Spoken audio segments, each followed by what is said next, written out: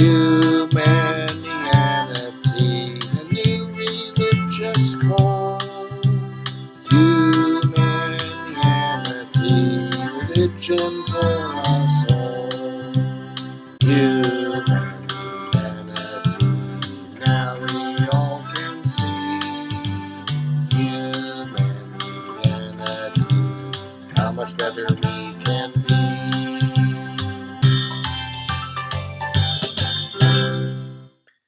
Hi, I'm Bill Van Fleet, and this is Humanianity Conversation number 21, recorded on April 27th, 2019. It is the 7th recorded conversation with my friend Steve Rast.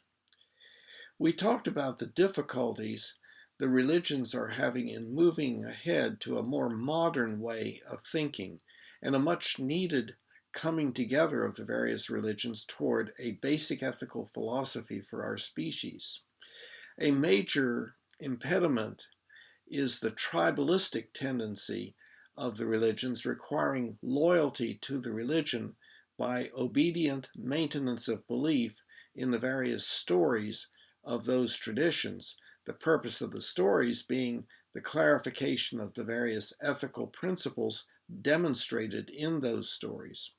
We then began a discussion on the difference between the natural scientific model and the subjective model that we all necessarily live within moment by moment, involving consciousness, a supernatural concept not found in the natural sciences.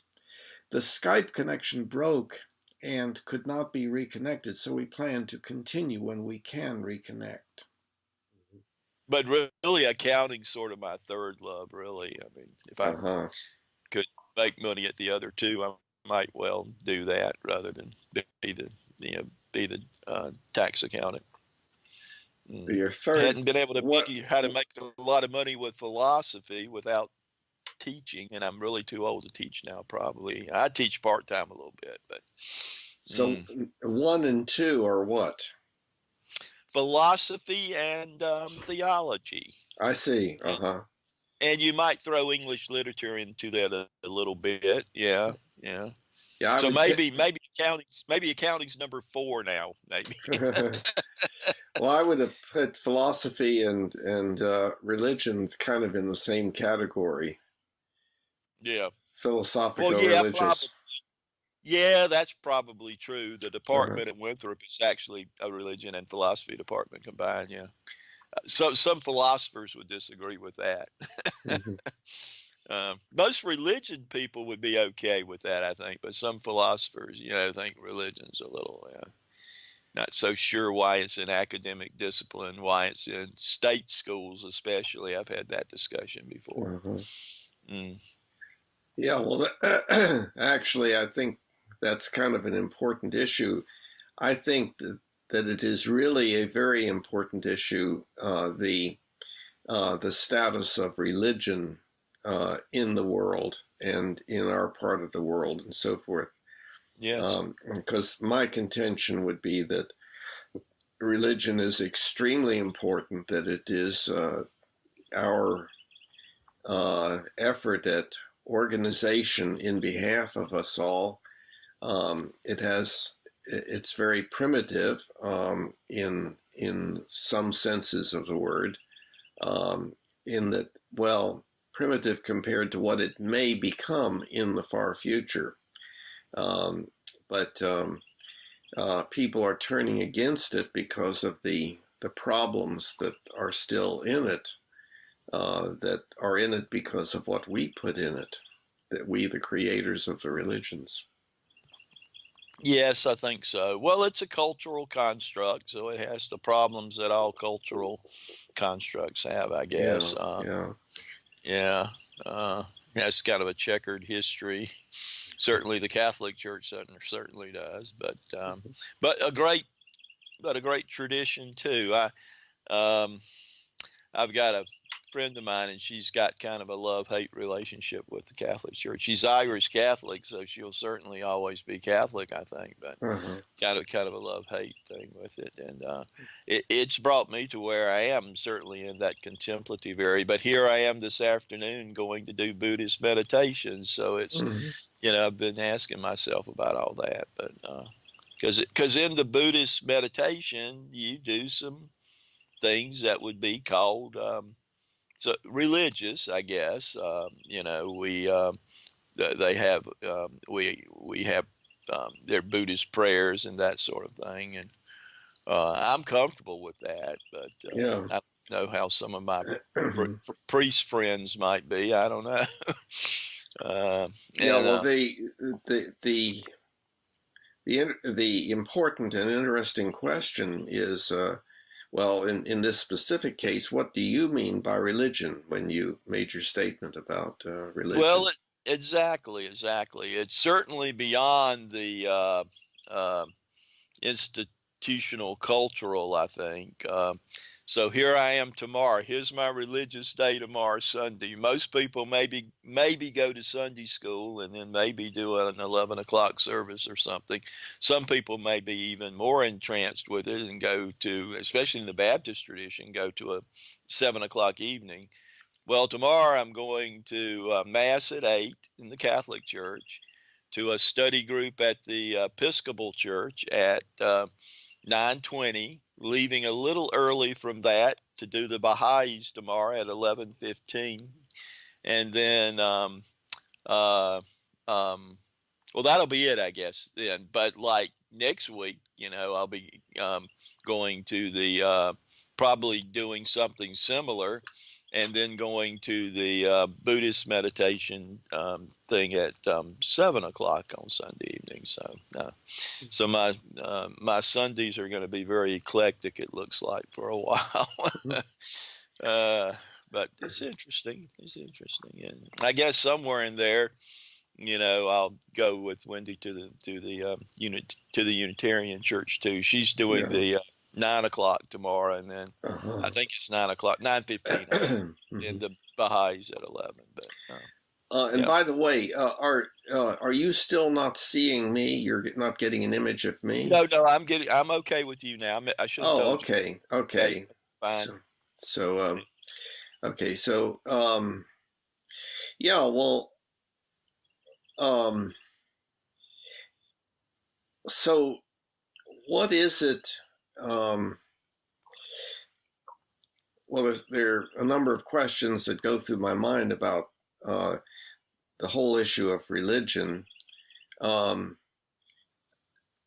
I say, my concept is that it's probably the most important thing that we can, as a species, work on and do. And so I consider myself to be very religious.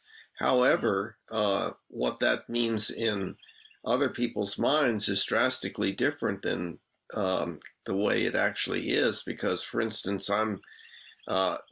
so far I'm totally non-theistic and have been all my life. And so but then I'm not against people, being theistic. I think that there are really significant bad problems that come about by virtue of the religions, and that those things need to be worked out, and those things are there because they are in us.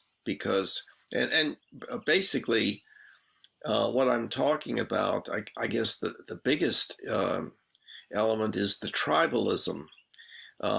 The tendency to say you're either with us or against us, and that through loyalty you have to agree to do certain things even if they are not particularly rational or good for us, and that varies from tribe to tribe or from religion to religion all over the world, and that's the way it's always been.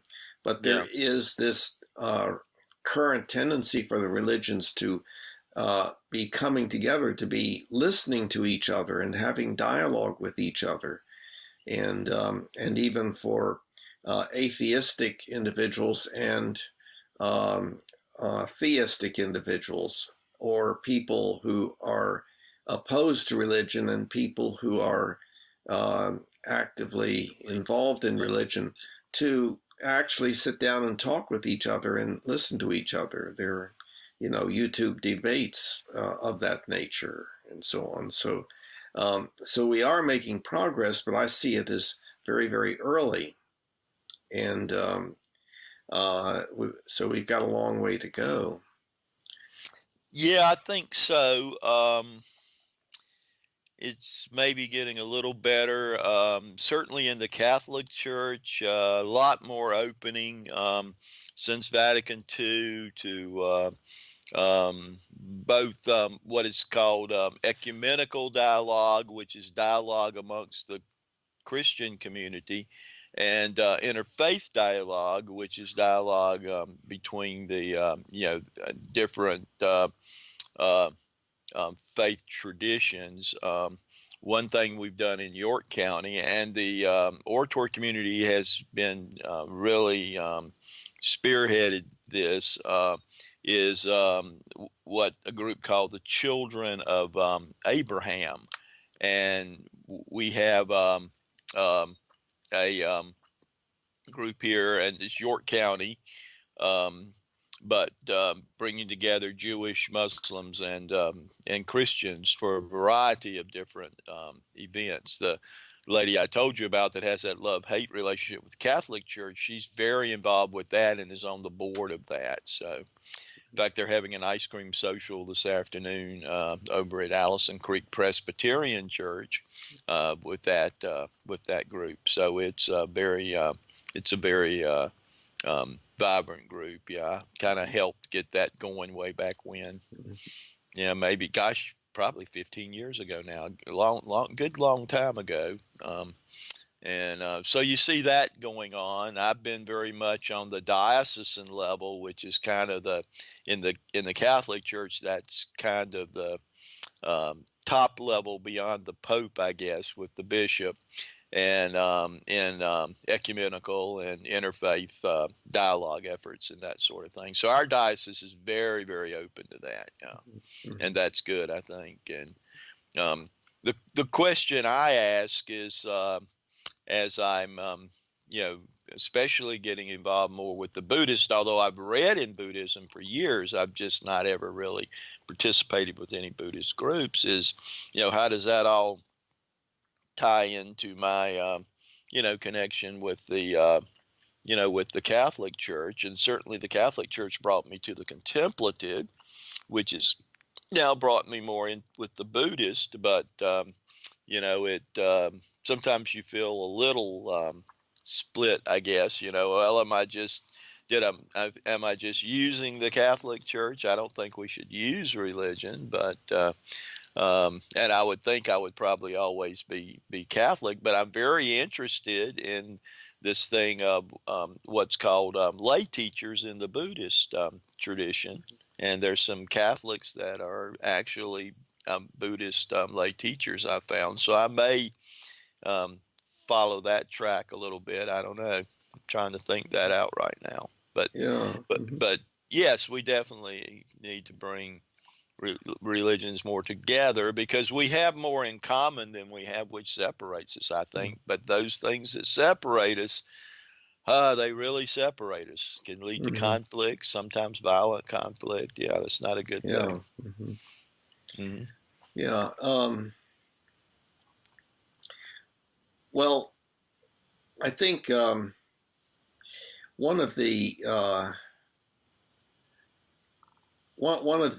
processes that has to occur in this movement forward in religion has to do with how we deal with the fact that in the various religions, there are certain things that one is supposed to believe, generally historical things, like, of course, in Christianity, that Jesus was an actual person who died and then ascended and so forth. and then in other religions there would be other stories essentially, and those things will always be pretty much a part of the tradition of any religion, Mm-hmm. but uh, but if there's a requirement in the religion that one believe a particular story, and those vary within the religions, then that makes it hard for the religions to come together. It seems to me that the progression would be that, let's say each person in his or her religion looks at other religions and says, well, that's the mythology of that religion. Mm-hmm. Well, the final step would be to say, well, we have our own mythology, and that these stories that were either true or are mythology. The importance of the story is by what it helps us to understand in the way of ethics. In other words, how we should live our lives, Mm-hmm. So the ability to increasingly regard the standard, quote, beliefs in a particular religion as being its mythology is, I think, one of the steps forward in the religions, that the recognition that each religion has its own mythology, and that the mythology is important. It's story, Mm-hmm. which has a function, and the function is what lies beneath the story in the form of what the ethical principles are that are involved. And of course, those can vary between religions also. So there's the question of our coming together as a species on a basic ethical philosophy for our species. And that's what the Humanianity concept is all about, of course. Mm-hmm. Yeah. So it seems like that's one of the issues that has to be solved as our religions move forward and come into the modern world and go even further into the future. Yeah, it's I think you're right about that. And it's that certainly, say a person, say in the Catholic Church, who goes to seminary, is basically presented with that type of worldview, I think. And the same thing in the Methodist Church and Presbyterian Church, and probably to some degree even in the Reformed Seminary, where we know a teacher teaches over there. And then you get out into the pulpit world, I mean, into the parish world or whatever, you don't teach that so much. And I think the reason is, well, we want mass audiences in churches. I mean, the whole idea of churches get membership, so we want that. And it's sort of like college, Bill. I don't want to seem to be sort of, kind of uppity about this or whatever, but it's sort of like college. Not everybody is meant for college. And I just don't think everyone is quite ready for a kind of a deep kind of spiritual life. And I don't know why that is. I don't know if it's got something to do, as we use that word a lot, evolution of consciousness, or whatever. But we still, want to, build churches. So, the minister on Sunday tells a little interesting sermon, maybe puts a little humor into it or whatever. And that's kind of what we get. I mean, as I travel around to churches and stuff, the homilies, for the most part, are not, very deep on a spiritual level, don't really call us out. I found it interesting. I did watch two of the Charlotte Unitarian sermons, and I guess you would call them sermons or talks, Hmm. and they were quite good. They were Hmm. quite good. So I was impressed with that. But in general, you don't see a lot of that. We had a priest at the oratory who was my spiritual director, deeply spiritual person, and he certainly challenged me. That's one reason why I got more actively involved in politics here in the city, was because I couldn't leave one of those those masses without feeling challenged to really go out there and try to change the community I lived in. But that's rare, I think. I don't know how you found it. I don't know how much you visited around to various and sundry churches, but most of them aren't very deep on a spiritual level. Well, there's one term here that we're using, no, that you're using. I don't think I have used it yet. Hmm. And it's a very important term, spiritual. Yeah. And it uh, my impression is that that word can have several different meanings. Hmm. Um, but one of its uses is to deal with the issue of the status of religion. In Hmm. other words, people will say, "Well, I'm certainly not religious, but I'm deeply spiritual," and Yes. and so and yet others would say, "Well, the reason for being religious is in order to be spiritual." Some might say that. Hmm. Hmm. Probably not many now, because that's not the way word usage is Yeah. going in terms of the current conflicts about religion. Yeah. Um, but